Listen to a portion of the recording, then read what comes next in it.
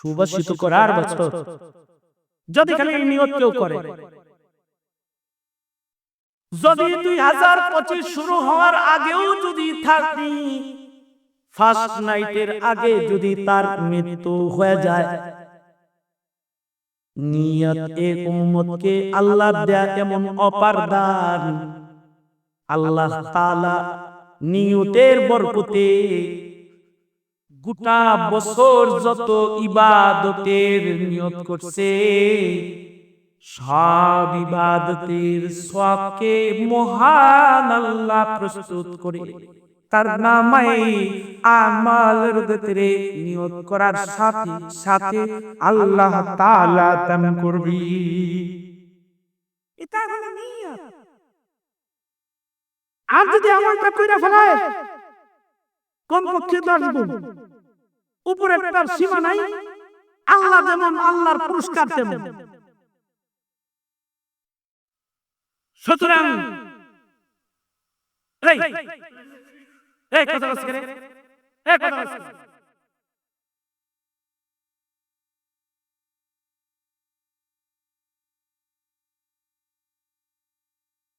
এত রাত বিষয় কথা হয়, চিন্তা করছেন কিরকম মজার না ভাই? আমি কি আপনাদেরকে আপনাদের নিয়তটা বুঝাইতে পারছি? তাইলে কি আপনারা সবাই নিয়ত করছেন? তো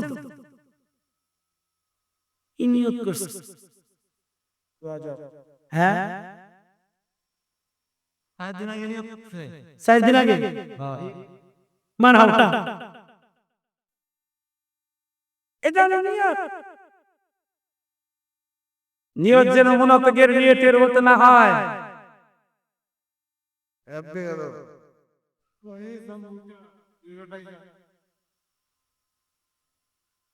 দ্বিতীয় নাম্বার, এই জাস্ট ফিনিশিং, এই যে ফিনিশিং মিটেছে।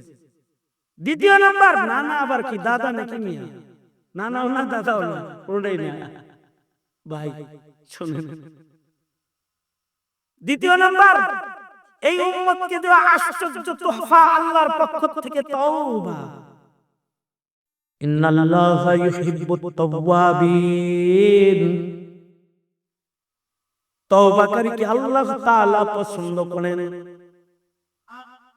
কেউ যদি তওবা করে, আল্লাহ 13 বাজার মাদ্রাসায় আসছি, জীবনের যত আকাম পিছনে গেছে সব তওবা করলাম, মাফ করে দেন। তওবা এমন আজব জিনিস, মহান আল্লাহ তার কৃত বাম পাশের সব গুনাহগুলো তওবার কারণে বাইর করে ফেলবেন। বাইর করে এই গুনাহগুলোকে নেকি বানায়া উলাইকা ইউবাদদিলুল্লাহু সাইয়্যাতিহিম হাসানাত, এই গুনাহগুলোকে আল্লাহ তাআলা নেকি বানায়া ডান পাশে জমা করে দেবে। এমনকি নবীর হাদিস প্রমাণ করে শুধু গুনাহ সরাইবে তা না, যেই ফেরেশতাকে নেক আর গুনার সাক্ষী হিসাবে মহান আল্লাহ আদালতে দাঁড় করাবেন, এই গুনাহ লিখলে ওয়ালা ফেরেশতার শরণ থেকেও আল্লাহ তাআলা বান্দার কৃত গুনাহটাকে আউট করে দিবে। কায়াউমিন ওয়ালাদাতহু উম্মুহু, কেমন যেন কেবল মাত সেরকমই ধরেন।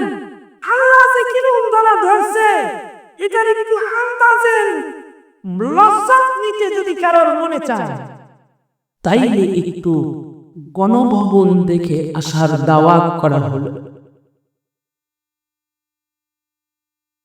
72 সাল থেকে আমাগরে কয় রাজাকার, কত সাল থেকে? আমি কিন্তু কোরআন হাদিসের ওয়াজ করি, আমি কিন্তু কোনো রাজনীতি করি। আমি এতক্ষণ যা বলছি ঈমান আর আমল, নিয়ত আর ইখলাস, এই লইয়াই আমার আলাপ সালাপ চলছে। এইটা একটা প্রাসঙ্গিক আলাপ। অবশ্যই এর সাথে আমার আপনার আমার প্রজন্মের ঈমানের সম্পর্ক জড়ায় আছে।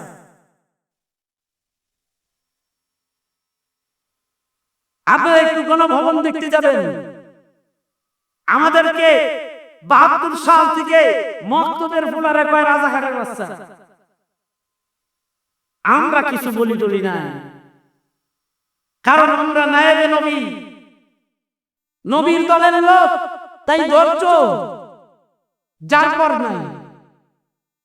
কিন্তু বৈষম্য বিরোধী আবাবিল পাখিগুলানে যখন রাজাকারের বাচ্চা বলে গালি দিয়েছে, তখন টেকনাফ থেকে তেতুলিয়া, রূপসা থেকে পাথরিয়া আবাবিলের জাতটা সব গণভবনের দিকে মাস করে বলা শুরু করেছে, তুই রাজাকার।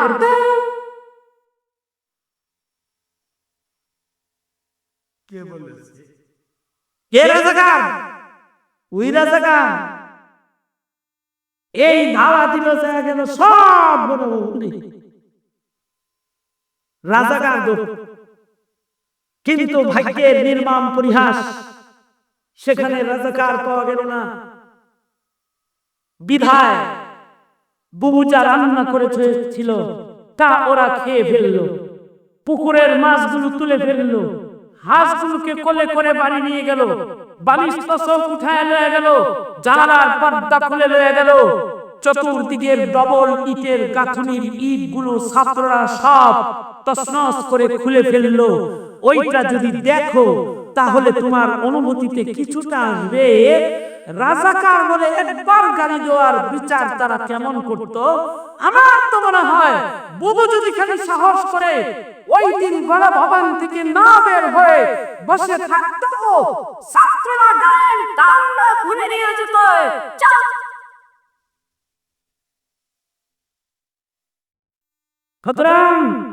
সুতরাং এখন যারা ক্ষমতায় আসতে চান তাদেরকে বলছি, আপনাদের যেন অন্য কোথায় পালায়া যাইতে না, হিসাব করে দেশ চালাবেন, একটা কথা। আর দ্বিতীয় নম্বর কথা হলো, আমার তৌহিদি জনতার প্রতি আমার বক্তব্য, সিল আর বটটা হুশ করে মাইরো। যাকে দিয়ে দেশে কাদিয়ানি কাফের ঘোষণা হবে না, তার উপরে তোমার সিল করতে পারে না। যাকে দিয়া নাস্তিকের বিচার হবে না, তাকে তুমি ভোট দিতে পারো না। যাকে দিয়া তোমার সন্তানের ঈমান রক্ষার স্কুল সিলেবাস পয়দা হবে না, তাকে মুসলিম হিসেবে সমর্থন করে তুমি এই জাতির সন্তানের ঈমান নিয়ে খেলতে পারো না, তুমি পারো না। সুতরাং বুঝা পড়া খুব পরিষ্কার, রাজনীতি করবো তো শাহজালালের মাটির ময়সের ধরে রাজনীতি করে, অন্যথায় রাজনীতি বুয়াদের সাথে নাও। সুতরাং আপনাদেরকেও বলছি, এটা আমার বেদনা। আমি আজ মরে গেলে কারণই নাই, কিন্তু আপনার প্রজন্মের ঈমান রক্ষার চেতনা আপনার ভাবতে হবে। সুতরাং তৈয়ার আছেন তো ইনশাআল্লাহ? সুতরাং হাতে এরম করে যেই তবলিগে আলেম নাই, আলেম উলামার সমর্থন নাই, ওই তবলিগে আমরা যেইখানকায় আলেম উলামা নাই, ওইখানকায় আমরা যেই রাজনীতিতে আলেমের সমর্থন নাই, লাফি মারি ওই রাজনীতির চৌকাতে বারবার। মনে থাকবে তো ইনশাআল্লাহ? মনে থাকবে তো ইনশাআল্লাহ? তাইলে দান একজনে বলো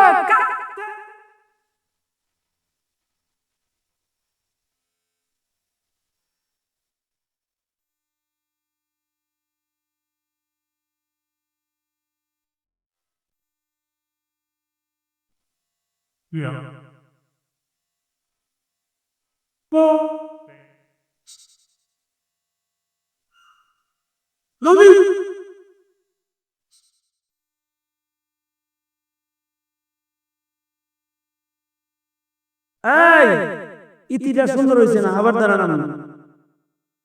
এই অন্য কেউ মুখ খোলা যাবে না, একা মুখ খুলবে। সে বলবে কাফের কাফের, আপনারা বলবেন কাদিয়ানীরা কাফের। যত আওয়াজ আছে সব দিয়ে আল্লাহরে বলবেন আমরা কাদিয়ানীর মুখালেফ, এটা আল্লাহরে বলবেন আজকে শেষ রাত। সে বলবে নবীর পরে নবী নাই, আপনারা বলবেন সংসদে আইন চাই। সে বলবে ফাঁসি ফাঁসি ফাঁসি চাই, আপনারা বলবেন নাস্তিক মুরতাদের ফাঁসি চাই।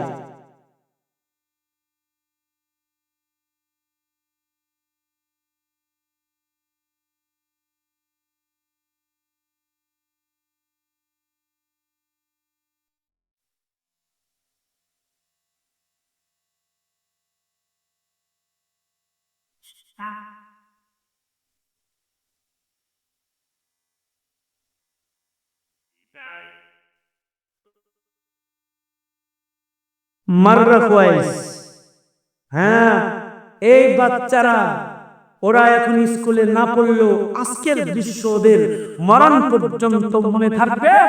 কোন নাস্তিক মুরতাদের ঈমান নিতে আসলে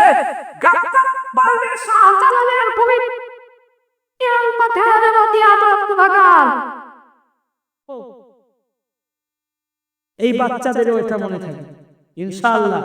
আর আমি মনে করি আজকে আমার এই মাহফিল যদি আমার জীবনের শেষ মাহফিল হয়, আমি মনে করি আমার তালিমের নজরানা যদি আল্লাহর কাছে কবুল হয়, তো আল্লাহ তাআলা হয়তো আমাকেও মাফ করবে। আমি এটা আশা করি আমার রবের কাছে। जो कुछ हुआ या रब तेरे करम से हुआ, जो कुछ होगा तेरे करम से ही होगा। প্রতিদিন 1 2 3 4 5 জায়গায় কথা বলে আমি ক্লান্ত পরিশ্রান্ত, আমার দেহে কুলাইলে ঘন্টার পর ঘন্টা আমি কথা বলতাম আপনাদের সামনে। ওজরে মাকুল ওয়াল জাসাদিকা আলাইকা হাক্কান। তাই আমি আমার আজকের আলোচনা থেকে ইতি করতে বাধ্য হচ্ছি, কিন্তু আমি যে ঈমানি বুঝের অঙ্গ ও ঈমানি সৌন্দর্যের গঠন লিবাস আদর্শিক আলোচনা আপনাদের সামনে যা আপনাদের জিন্দেগি চলার পথে পাথেয় হিসেবে মুরব্বীদের জবান নকল করেছি, তা আল্লাহ আপনাদেরকে স্মরণ রাখার আমল করার তৌফিক দান করুন। এই আশাবাদ ব্যক্ত করে আমি বিদায় নিচ্ছি। ওয়া আখিরু দাওয়ানা আনিল হামদুলিল্লাহি রাব্বিল আলামিন।